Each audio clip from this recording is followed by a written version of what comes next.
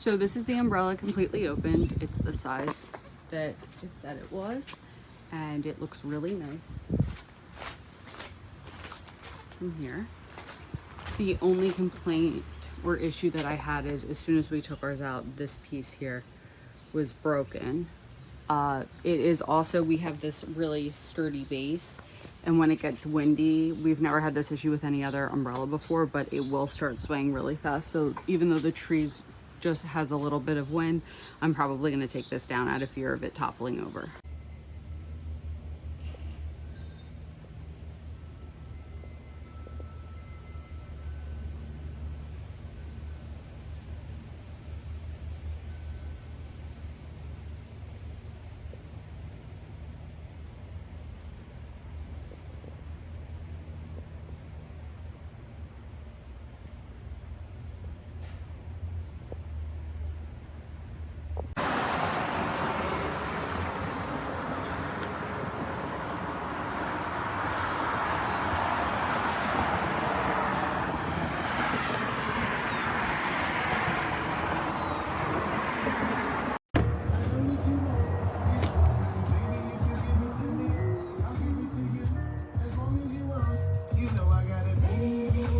Oh, this is just little water or something?